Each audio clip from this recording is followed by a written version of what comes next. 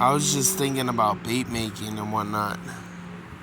I know a lot of people are into it, but since I'm really starting to get back into fishing and whatnot, I remember as a kid even making my own. We go fishing and mostly fished with stuff like soft plastics and mostly worms too. Sometimes some spinners, some spoons, and some chatterbaits, stuff like that. But mainly it was just, you know, the worms and the soft plastics. And we would melt the broken ones up and then we'd make our own. And I was just really thinking about it like, dang, you know, for somebody that if you're going fishing a lot, those soft plastics don't last long. So why not look at ways to make your own soft plastics? And I was doing some research and I found some ways. I mean, a lot of people do them nowadays, which is pretty much get yourself a mold. Usually, people are buying the aluminum molds and then using them and then getting an injector, dual injector, triple. Really all depends on what you're trying to make and the colors and all that crap. And then get, a microwave. And that microwave, why I say a separate one, because you don't want to melt your plastics inside of a microwave you eat out of. So you just get your microwave, get a mixer, whatever you want to use, like a butter knife or something similar. And then you get your colors, your glitters, whatever you want to use to make the colors of your baits, and then melt them down, put them in your molds, and then there you go, you got your baits. And it seems pretty cool. It seems like it's a good way to save money. Yeah, the initial investment is a lot of money, or it can be, depending on what you're trying to do and, how you go about things. Because there's plenty of companies that sell the plastisol and sell the colorant and the glitters and all the molds that you want and the injectors. So it really all depends on what you're trying to go for.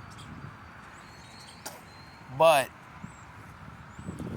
another thing I was thinking about is, other than making them for myself, you can make a little side hustle out of that. And that's what a lot of people are doing. And I understand that it's a competitive type of business because there are a lot of people doing it.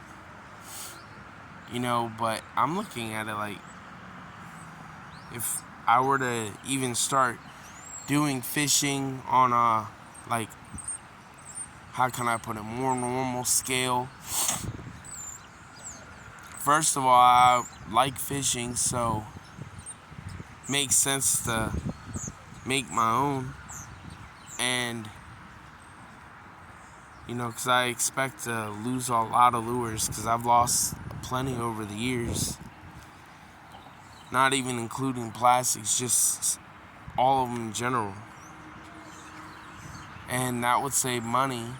Plus, I mean, other than if you were to go and get yourself some $1.25 creme, however you say the brand's name, plastics, which are $1.25 each, then, you kind of are at a bargain right there, But my point being is that you can save money in the sense of making your own. You don't have to spend like almost $6 for Guggen or Senko worm from Yamamoto. So I understand that there's plenty of other brands that are less, that are like in the $3 range and all that crap. But even with those, you still would save money over the long run. And then you could also possibly even make it a side business and make it a side hustle, and then make it a a business to the point where it's not even just your side hustle, it's your main gig, and you're making a good amount of money from it. That's just my thoughts. Like I said, I mean, I can't really technically do it at the moment. Technically, I can. Anything is possible. But, it's not really the money. If I can pay for the stuff, that's not that big of a deal. It's more the fact that space. I mean, I live in a little room, and a lot of people that are doing this have a separate space, whether it be outside or, in a garage or whatever the case may be. I don't have my own, it's a building, it's like an apartment, so you don't really got much space, and you don't got any space outside that you can keep anything without somebody stealing it. So the only way that I could technically do it would be to get like a camping stove, like a propane one, and use it that way. But like I said, then I would have to pay even more money for the propane and all that stuff. So we'll see. I don't know yet. So if I don't start doing it now, then it's gonna be a little bit before I actually do it. But it seems like a cool thing to do. Even if I wasn't making money off of it. I mean, I wouldn't mind making my own freaking baits, and then, that's one of the things that I like about it, is the fact that I can make it any color way I want, any shape or form that I can find. And you can't, same with the glitters. I could put any color or glitter in it that I want to. I can do like a marble. I can do a lot of different things. Compared to going to, any of these top brands, you can't, I don't think any of them, I could be wrong on this, I don't think any of them actually sell like custom baits, in the sense of you going on their website and you are able to custom build your own worms or crawfish or whatever bait that you're trying to make. I could be wrong on that, but from what I noticed, they don't have a thing like that. So, something I'm thinking about doing, and I want to do. Yes, and the initial investment can be a decent amount, but I'm fine with that. It'll save me money from buying lures at the store. All I would have to do is just re-up on Plastisol, which isn't that much money. And then the paint, the glitters, which that you don't even need that much of paint and glitter to even make a bait. So I seen somebody break down